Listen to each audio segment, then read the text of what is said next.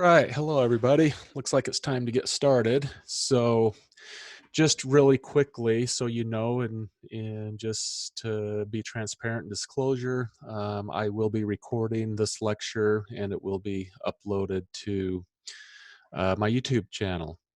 So, really quickly, I just want to make sure everything is looking right. Can someone tell me, do you see the PowerPoint screen that says Chapter 10 Subcontracting and Purchasing? Yeah. Yep. Okay, All there. perfect. All right, so this is gonna just play off like it did last time. I'm gonna go ahead and go through my presentation. Please feel free to ask questions. Everyone should be on mute that has a microphone. Again, if you're at a computer keyboard, you can press the space bar down and hold it down while you talk. That will temporarily unmute you so we can interact. So with that lead in, let me I'm just going to jump in and start talking about what we're going to spend quite a bit of time on over the next couple of weeks, and that's talking about contracts. So one of the things I want to mainly emphasize is when contracts are done correctly, they can be one of the most powerful tools you as a project manager can use on the project site, but they have to be done correctly. So over the course of the next couple of weeks, as we talk about subcontracts, and you guys as part of your assignment will be developing some contracts, we'll be looking at some of the strategies and some of the, maybe we'd call them best practices that we can use to develop these contracts. It'll be the best tool that we can use. Oftentimes when I start this discussion, I like to share a kind of a situation or a conversation I had with a colleague years back. And this particular colleague, he had spent a lot of time, probably several years, in developing a subcontract that they used within the company. Anyway, what he basically told me one day was this. He's like, I'm so proud of this thing. He's like, I've got this written so good that if I was a subcontractor, I would not sign it myself. And I thought about that, and I actually very much disagree with that type of mentality, because the reality is contracts need to be written in an equitable type fashion. In fact, if we go back to economics, I think I've said this in class before. It was introduced to me as the miracle of exchange, where two people come together, they make a transaction, and both parties walk away, both feeling like they have been made better by that transaction. Well, I argue that when you contract, that should be the same principle that applies, that both you as the general contractor and the subcontractor, you should both be able to walk away feeling that you've both been made better off.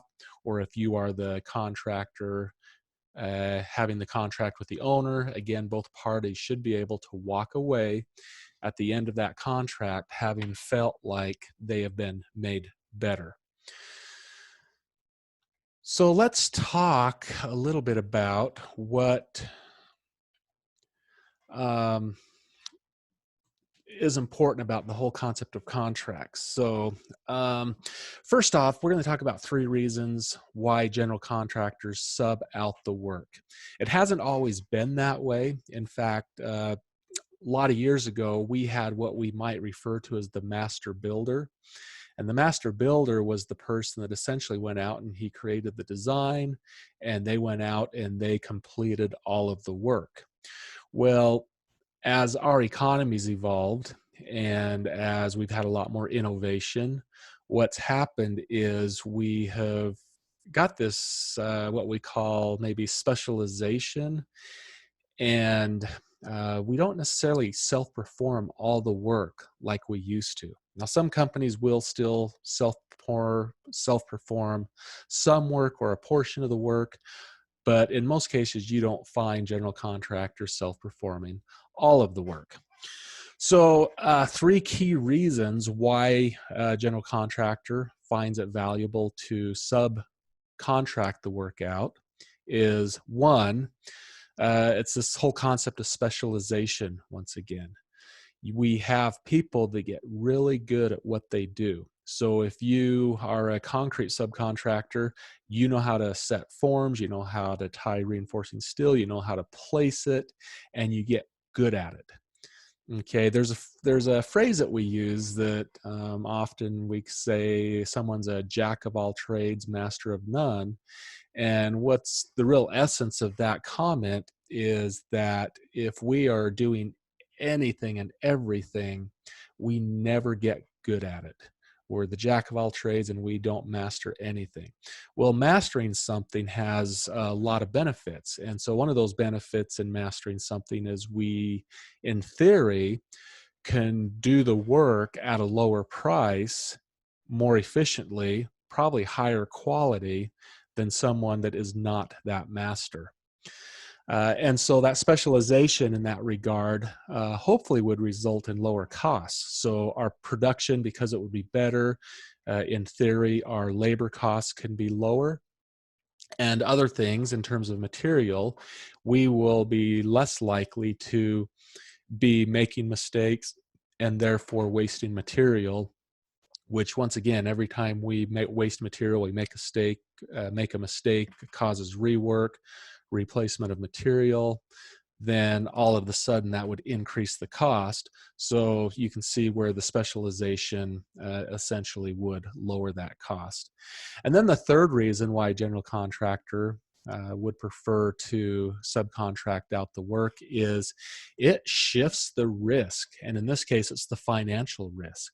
So if I'm a general contractor and I'm going into contract with a subcontractor, we'll use our concrete sub as an example again, then what that does is we are entering a contract where that subcontractor is telling us that they are going to provide whatever scope of work, which will be a term we'll talk more about today, but that scope of work might be providing the forms. We're going to provide the reinforcing steel. We're going to form it up. We're going to put the reinforcing steel into place.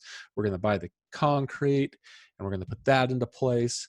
And it is theirs to do for whatever that contracted price is contracted for. In the event, for some reason, the subcontractor has made a mistake. Let's just say he made a mistake in his estimate on the total amount of concrete required to do the work, or if they made the mistake and they didn't hit their production rates or they didn't estimate enough labor. It doesn't matter to the general contractor because he has a contract with that subcontractor for him to complete the contract for whatever that contract amount is. So that would be the example of how that financial risk then would be shifted from the general contractor to the subcontractor. Okay, so we're going to talk about three types of contractual agreements essentially that we have as a general contractor. So the first contract we are going to refer to as the prime contract. Okay, the prime contract essentially is that contract that exists between the general contractor and the owner. So in that contract, again, we have what we call a scope of work, and in that scope of work, typically and traditionally how we look at this is the contractor promises to deliver per the plans and specifications the project that needs to be completed. And then in turn, when the contractor completes and delivers that building, that structure, whatever that project is, the owner in turn will provide some type of consideration, compensation, which is typically some type of monetary value or dollars. So that is what a prime contract is. Now, the general contractor sits in an interesting spot. I'm going to go ahead to the next slide here and then I'll go back. But if you're looking at this, what we're basically seeing is the general contractor sits between the owner with that prime contract And in that prime contract, we have the complete scope of work to deliver the project to the owner. But then what the general contractor does, he in essence almost acts like a broker, and he turns around and takes that full complete prime contract, that full complete scope of work, and then he fragments that into multiple sub uh, parts or subscopes of work, which we then go in and enter into multiple subcontracts and also multiple supply contracts. So this in one sense could be the essence of being a rock and a hard spot if you're the contractor, but what you have to recognize here is that we're somewhat in the middle where we have a single contract with an owner, that prime contract, and then we're going to fragment that scope of work into multiple subcontracts and multiple material or supply contracts to carry forward on the project. Now, let me go back here again. So a subcontract, just by definition, and how that differs from a material contract is that a subcontract not only includes, well, it can include labor only. It can include labor and materials, labor, material, and equipment. But the key thing in as a subcontract is there's always going to be labor included to put work into place. There is such thing as a labor only contract, but that is different. We have the supply or the material contracts in the sense that what that does is that material or supply contract includes material only on a project. Okay. Now, if we were to get into the real deep details of how those two contracts differ, the main difference will be in a subcontract, there's going to be other types of requirements that are going to be imposed that will protect both the contractor and the owner from certain types of liabilities and risks. So for example, in a subcontract, you're going to have different requirements for commercial general liability insurance, maybe your workman's compensation requirements insurance will differ, but they'll be mandated in those contracts, where your material contracts simply are going to state you will divide, the supplier will provide this material, this quantity of material for this dollar amount. So why do we use material contracts? Simply, it is to make sure that we lock those prices under a contractual agreement so those prices don't change.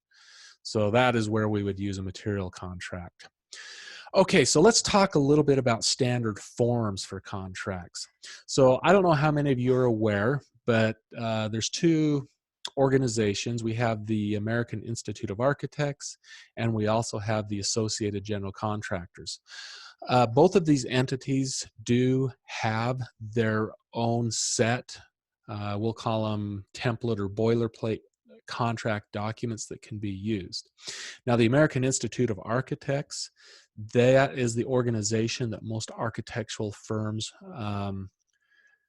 that they belong to. And then, of course, hopefully by now most of you have heard of the Associated General Contractors, which tends to be the association that general contractors participating mostly in commercial construction will belong to.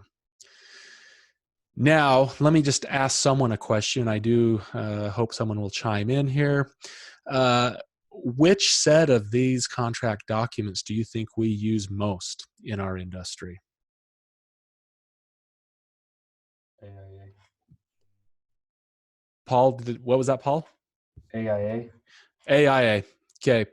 Why do you think that is? If the Associate General Contractor is the organization that most contractors belong to, why are we using the boilerplate template contracts from the American Institute of Architects? Does anyone want to give a shot? Give an answer? So basically, the reason we see the American Institute of Architects and those documents used mostly in our industry, it really comes down to who is in the position of driving or initiating the contracts. So if we back up and we talk about the prime contract, the general contractor in a traditional design bid build delivery, he does not initiate the contract. It is the owner and the architect, their attorneys or whoever, that actually puts that contract together and then presents to the general contractor to review. And if he agrees, then they execute that contract by both parties, the persons having signatory authority signing those contracts. And so it's because we are um, it's because we're sitting in a whole different position and we're not driving the contract why we use that. Now, on our side as the general contractors, there is a form, and I'm going to introduce this form to you today. It's the AIA A401, which is the agreement. It's the standard agreement form between general contractor and subcontractor. Now, again, one might think that we would deviate and go and use those template contracts from the associated contractors, but we don't do that. And the reason we do not do that comes down to this: is there's both synergy and there's cohesiveness with the AIA A401 subcontract with the prime contract that we would be using on the project. In other words, those contracts have been designed to be used in tandem. And to be quite frank, if you were to try to divide those up, if you were to try to use two separate contracts from two different organizations, the lack of cohesion could really potentially open up room for disputes and conflicts between those two contracts. And so our industry, as far as building construction is concerned, we tend to gravitate and utilize those documents from the American Institute of Architects. Okay, so let me just introduce you to a couple of new forms here. I think at the very beginning of the semester, I showed you a sample copy of the AIA A101. This is the standard form or agreement between owner and contractor as a stipulated sum contract, or a fixed sum, lump sum would be some other terms that we would use there. But basically what that means in this agreement is we're going to define our scope of work, and we are going to tell, if we're the contractor, we're basically going to tell the owner that we will fulfill our part of the contract, we will deliver that project per plans and specifications, and we will do it for that stipulated amount. And that stipulated amount is ours. We own that. If for some reason we've misbid the project, if we've underbid it, then that financial responsibility does not go back to the owner. It comes back to us as the general contractor. It also works the other direction in that if for some reason we overbid it, and let's just say that when we were said and done, we had a bunch of dollars left over, we have no obligation to disclose that information to the owner, and we have no obligation to return any of those dollars back to the owner. And so, again, we agreed to do it for that amount. If we can do it for less than what we estimated for, that is money in our pocket. That is a little bit different than the A102, which is now, it used to be the AIA A111. Now it's the 102, which is the standard form agreement between the owner and contractor as a guaranteed maximum price. Now, again, earlier in the semester, I introduced this to you, and I just want to review very quickly that the main difference, or the big difference, between a cost plus a fee project, which is by all rights what this is, except we put two things into the contract to make it a guaranteed maximum price contract.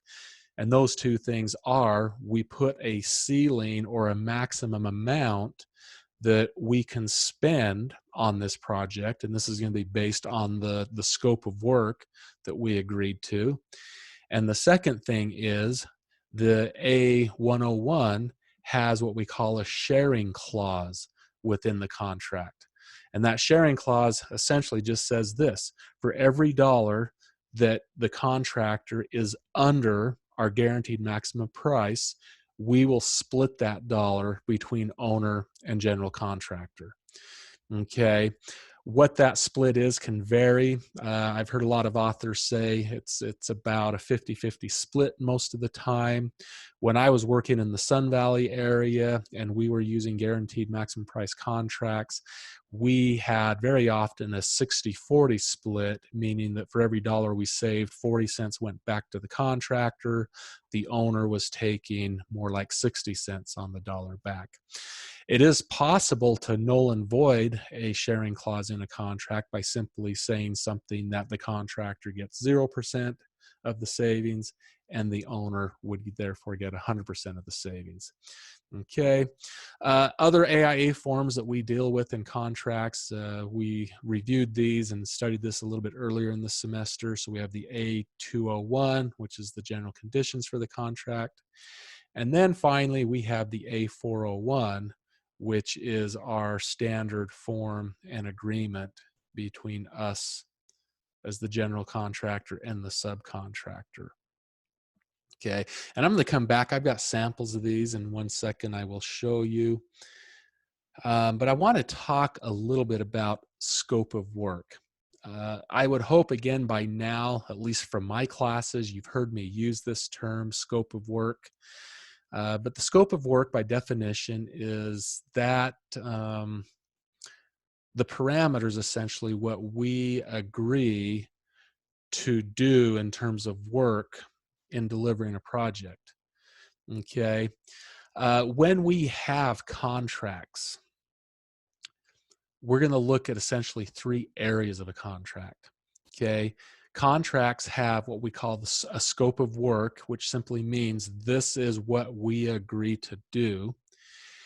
Beyond the scope of work, we have what we call consideration, or essentially what is going to be the contract amount, or when we deliver this scope of work, how much compensation is that owner going to give us for delivering that scope of work. And then the third thing in a contract that we look at, we have to look at the time factor. So you don't ever want to go into a contract that's open-ended, meaning that it has no end date or no means to an end date. And so again, just to recap, scope of work, price, and time are the 3 things that we look at in a contract. So when we start looking at a scope of work in a contract, we do have a method that we are going to write that scope of work. But some of the things that we want to look in that scope of work is we want to look at things like are we referencing, do we have references to drawings and specifications? Do the documents have dates on those? Do those documents have numbers? Are there addenda? And what are those addenda numbers and dates that we're dealing with in documents? Other things that need to be included in the scope of work would be things like additional work to be completed by the subcontractor beyond the specification sections. Exclusions from work described in the construction documents as per the subcontractor's bid. Any additional specific information relating to the project as schedules and deliveries. Descriptions of included alternates, negotiated add-ons, or deletions. Let me just really quickly. So I'm going to come really quickly right here, and I'm going to go back. This would be an example of a scope of work. Subcontractor agrees to furnish all labor, material, tools, equipment, and other items required to complete the proposed work per the plans and specifications sections.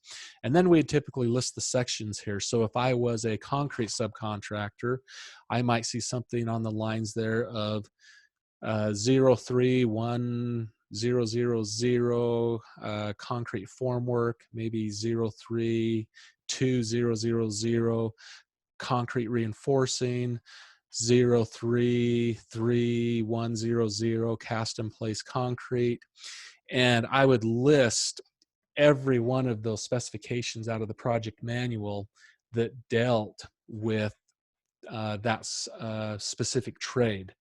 So let me come back here.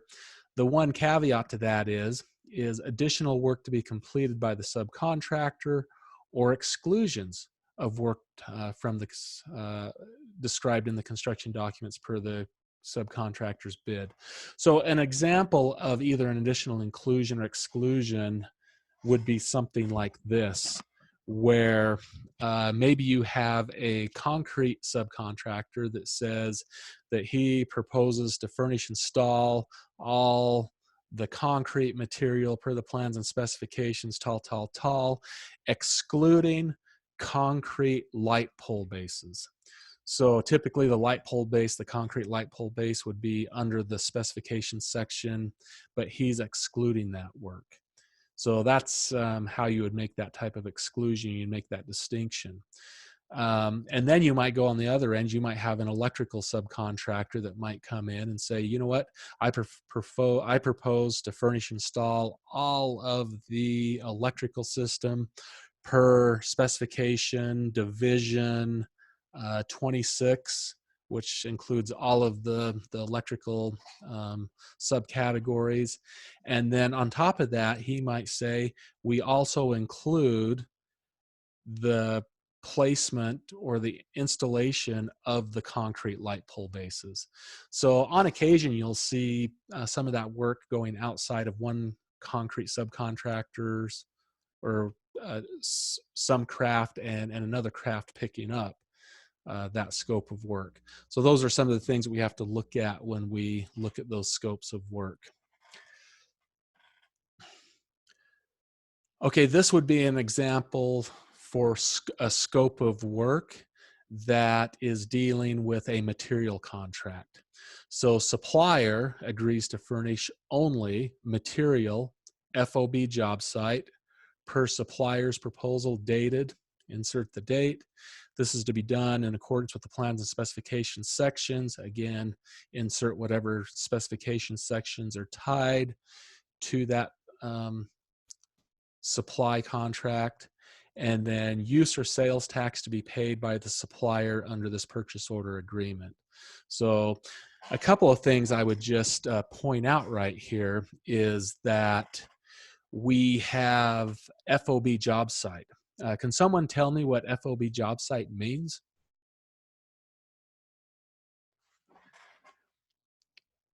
Come on, don't be shy. Go ahead, Paul. It means they cover the shipping, basically.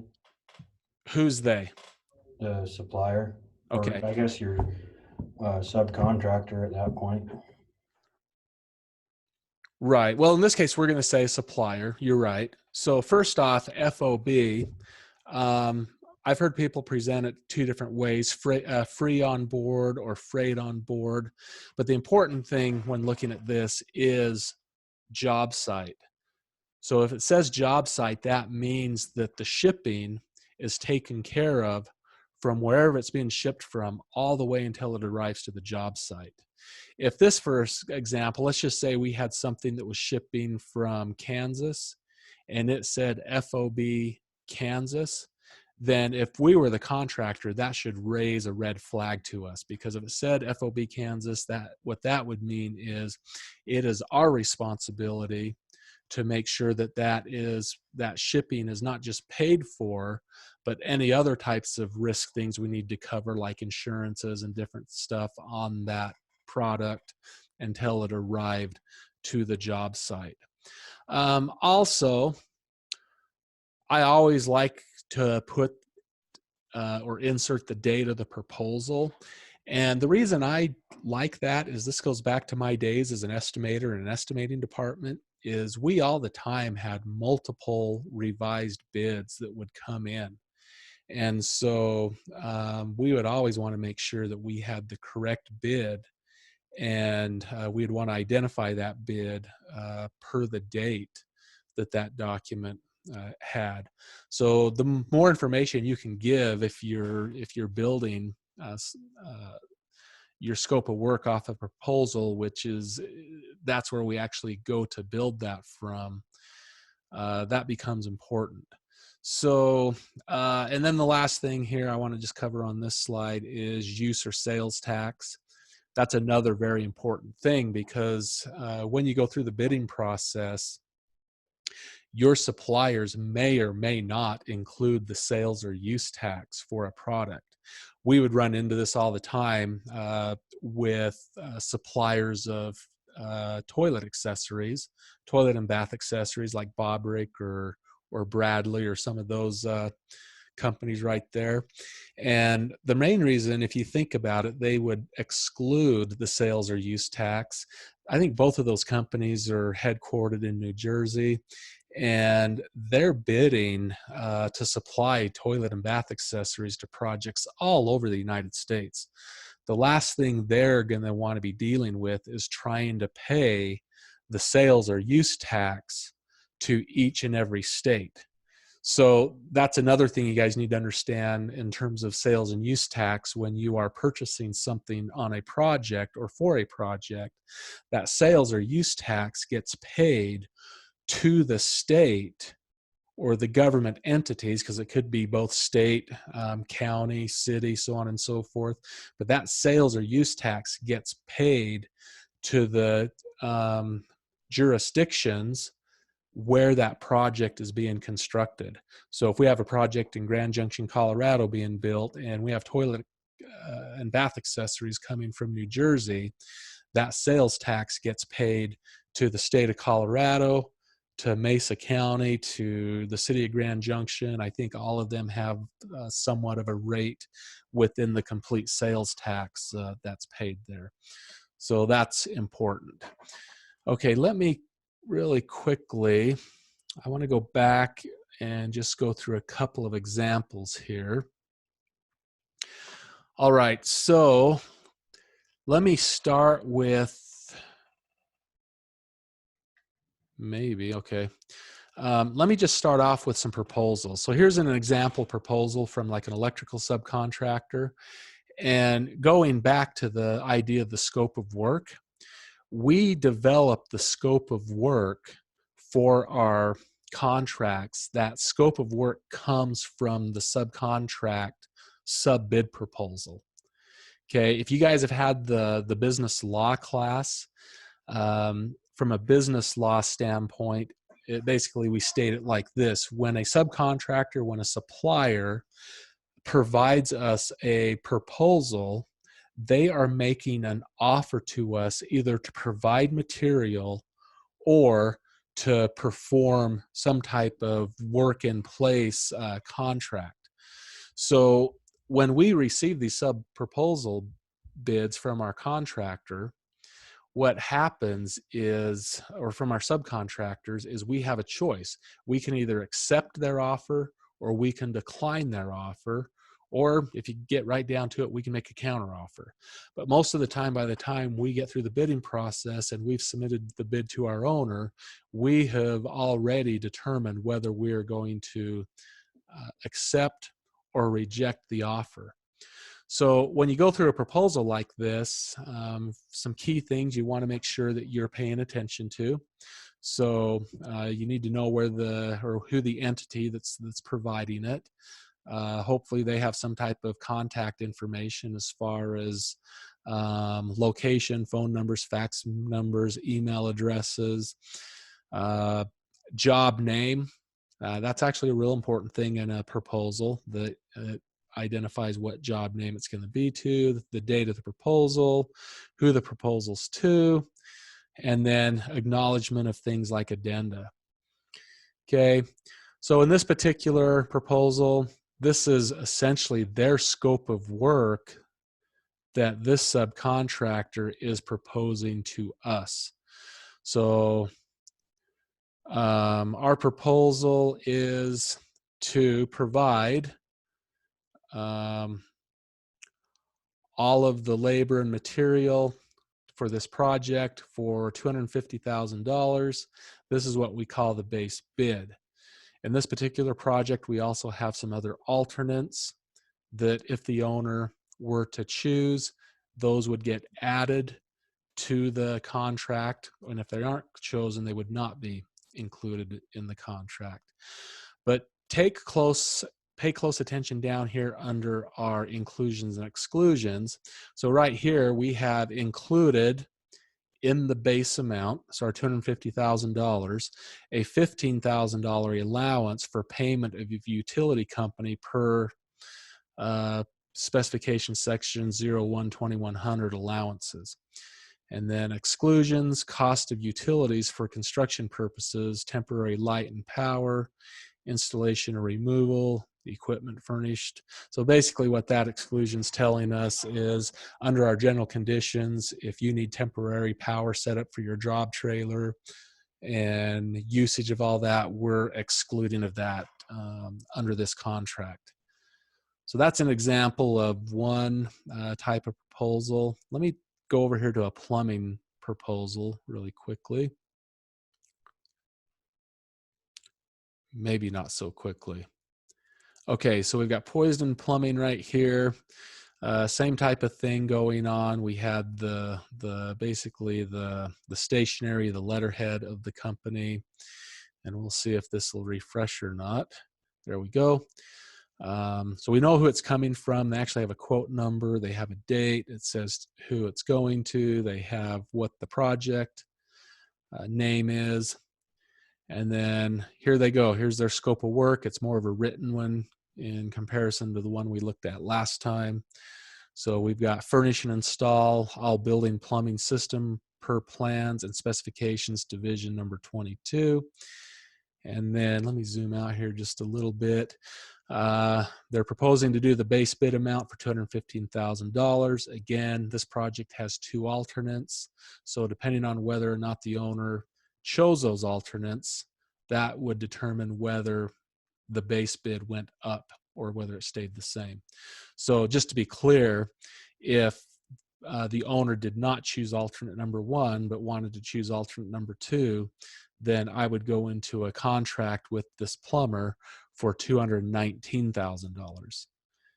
Okay, so that's an example of what those proposals look like. And again, our subcontracts are scope of work that we develop off for our subcontracts that is developed from these documents.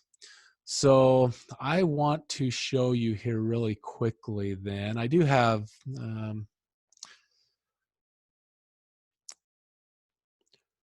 there's just a really quick view of what the prime contract AIA A101 looks like.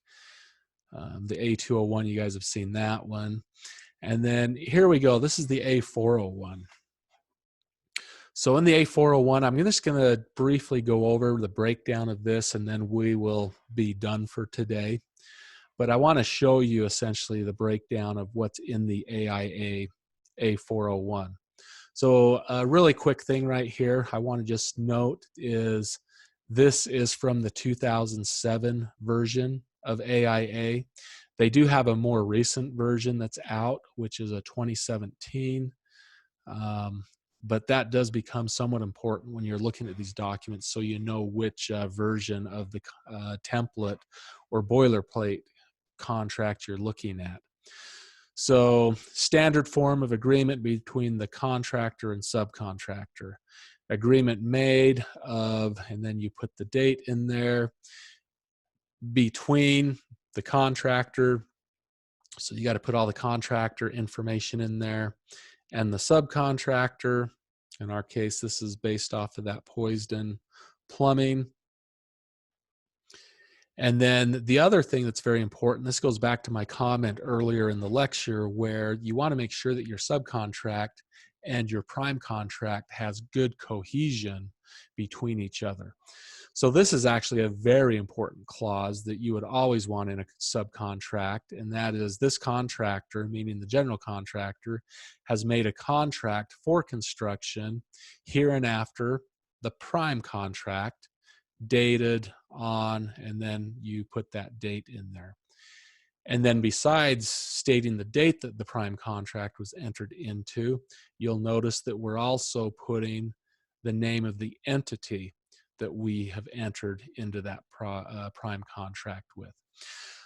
The reason this is so important, go back to what I started out with at the beginning of this lecture, is remember, we're the general contractor that has a prime contract with an owner, and then we are essentially fragmenting that scope of work from the prime contract and going into multiple subcontracts and supply contracts. And so to really cover our risk, we definitely want to have some type of follow-through clause that would tie the subcontract in one form or another back to the prime contract. So after we get through all that information, now we're going to put the project information in here. And you'll notice this paragraph right here, the prime contract provides for the furnishing of all labor. So it gives basically the scope of work for that entire prime contract inside the subcontract. Other information, we have the project architect's information.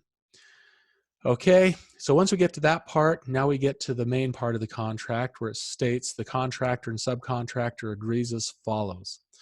So we're going to come down here and we're going to have 16 articles of a subcontract. So I'm not going to go through all of these at the moment, but we enumerate subcontract documents, we define the mutual rights, we define the contractor, what the contractor is, the subcontractor. We define how to make a change to the contract via or when we have a change in the work.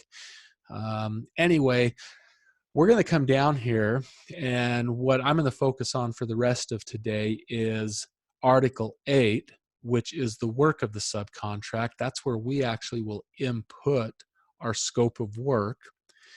We also will look at Article number 9, which is the date of commencement and substantial completion of the contract. And then Part 10 is the subcontract sum. So again, remember what I was saying a little bit earlier, our contracts are always going to have a scope of work defined. It's going to have a price associated with that. And then we got to have some way that we can define both the beginning and the end of the contract.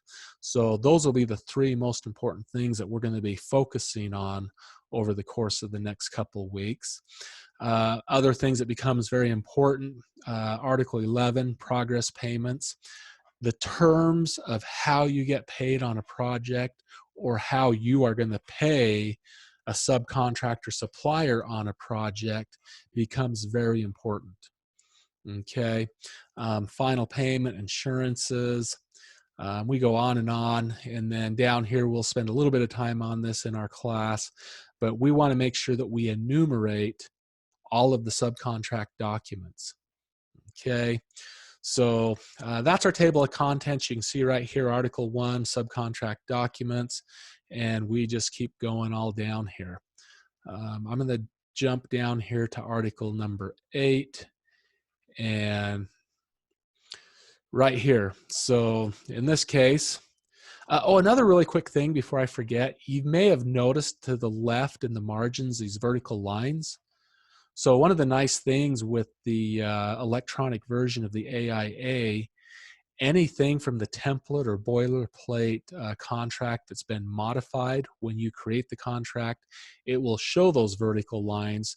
Very similar, if you guys are familiar with the code books like the IBC or the International Residential Code, they do the same thing in the code books to identify changes. So Article 8, the work of this subcontract. The subcontractor shall execute the following portion of the work described in the subcontract documents, including all labor, material, equipment, services, and other items required to complete such portion of the work, except to the extent specifically indicated in the subcontract documents, to be the responsibility of others. And then right here, insert a precise description of the work of this subcontract referring to the appropriate drawings. So this goes back to in my PowerPoint when I was saying, okay, these are the things that need to be written in a scope of work. And so in this particular case, this is what I've inserted for the Poised Plumbing subcontract. So this subcontractor is to furnish all labor, material, equipment, small tools, and supplies to install the plumbing system per the plans and specifications. Okay, that's a pretty simple scope of work. And to be honest with you, I always feel that in a contract, the shorter and more concise a scope of work is written, the better off you are. There's not a lot of things that I see in here that would alarm me. What alarms me oftentimes in scope of works when it says something like we will furnish, install labor, material all the way through the specifications, and then they list exclusions. We exclude all ABS piping. We exclude all PVC piping. We exclude all labor. You can get all kinds of complicated scopes of work written. And again, if you can just keep them short and concise, the better off you are. I would probably rewrite this one a little bit better. And I might say something on the lines of furnish all labor, material, equipment, small tools, supplies to install, complete the plumbing system per the plans and specifications. I may want to say Division 2600. Or maybe I want to say, as per the enumerated documents per Article 16, which if we enumerate those down in Article 16, it would list every document they were responsible for. So that would be the scope of work. Article 9, date of commencement and substantial completion. So I want to spend just a couple of minutes on this also, because I think working this Article 9 very carefully can be to your advantage as the project manager of a project. Okay, so to read this really quickly, subcontract time is the period of time including authorized adjustments allotted to the subcontract documents for substantial completion of the work described. Okay. Insert the date of commencement if it differs from the date of this agreement, or if applicable, state the date will be fixed in a notice to proceed. Okay, the one thing I would always refrain to on a contract like this is putting an exact start date. Okay, we oftentimes create, sign, and execute our contracts long before the subcontractor ends up on the job site. I, as a project manager, cannot guarantee the exact date 6, 7, 8 months in advance when my subcontractor needs to be there. More than likely, I can guarantee maybe 2 to 3 weeks in advance of the exact date I need them there. So what I prefer to do is to write something similar to this, where instead of saying a date, commencement date is the start date for each plumbing activity shown on the most current project schedule. What I've done in creating that verbiage is I'm taking this dynamic document, our project schedule, that we know monthly, month after month after month, we're going to do a schedule update. And that schedule update is going to change our start and finish dates of the activities. And if I have a hard date written in the contract that's based off of my baseline schedule, then I can't necessarily provide them the capability to do their work on that date. And in some senses, maybe on a narrow sense, you could actually argue actually breaches the contract if you have a hard date in there. So you can see that by writing it like this, I can keep that start date for the subcontractor per my contract somewhat fluid for when they show up. Okay. let me go through paragraphs 9.2, 9.3. Unless the date of commencement is established by a notice to proceed issued by the contractor. Notice proceeds are actually not a bad way to do it. Not my preference because you can generate a lot of extra work by, if you have, 25, 30 contractors that are going to be on your job and each of them have multiple mobilization times, then it can be a little bit problematic in having to sit down and write a notice to proceed each time that you need them to show up. So again, my preference goes back to tying them to somewhat of a dynamic or fluid project schedule. And then take note of 9.3, also a very important note or portion. The work of the subcontract shall be substantially completed not later than, once again, it says right here, insert the calendar date or number of calendar days after the subcontractor's date of commencement. Don't ever use a calendar date. You cannot guarantee on a project that you can provide those dates to the subcontractor. So take note how I've worked this down here under the portion of the work. You'll notice my horizontal or my vertical line here showing that it's changed. So what I've done here is I've identified identical to the activity name of my project schedule. I've defined that as the portion of the work. So I have install plumbing sub-rough. I've got plumbing rough-in for the lower level, plumbing rough-in for the main level, all the way up to the plumbing rough-in of the third level. And then what I'm showing right here is substantial completion date is 3 working days after the project schedule start date. So basically what I'm saying is per paragraph 9.1, the project schedule and the start date,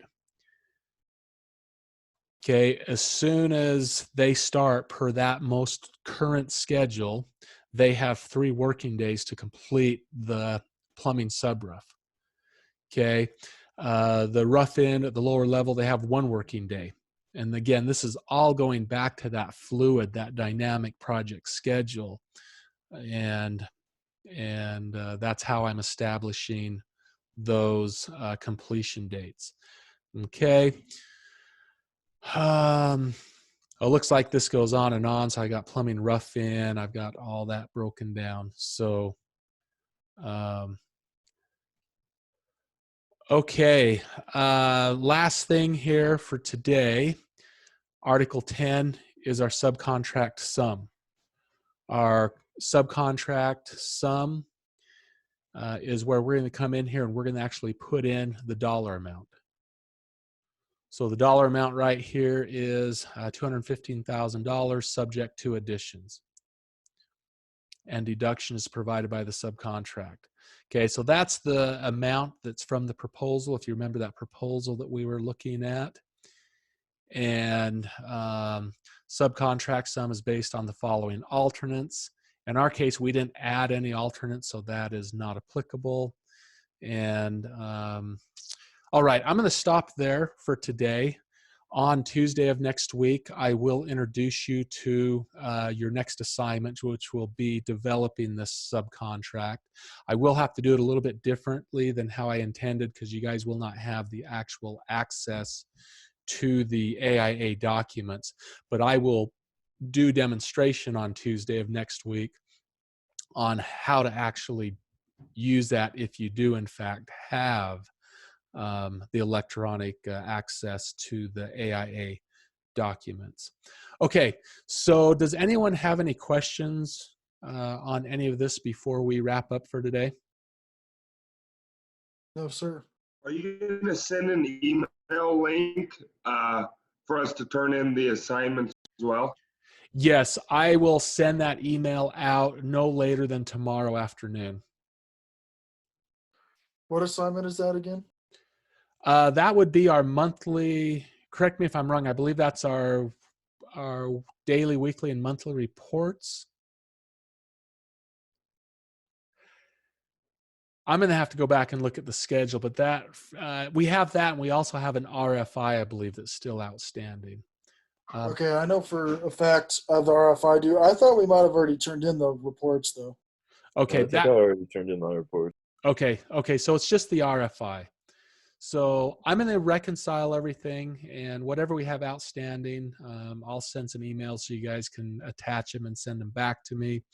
Otherwise, just keep doing what you're doing. And again, I will be handing out the next assignment, which will be assignment number 10, and we'll just be working on developing some contracts here. Okay? Any other questions? Nope, all good. All right. Thank you very much. Thanks.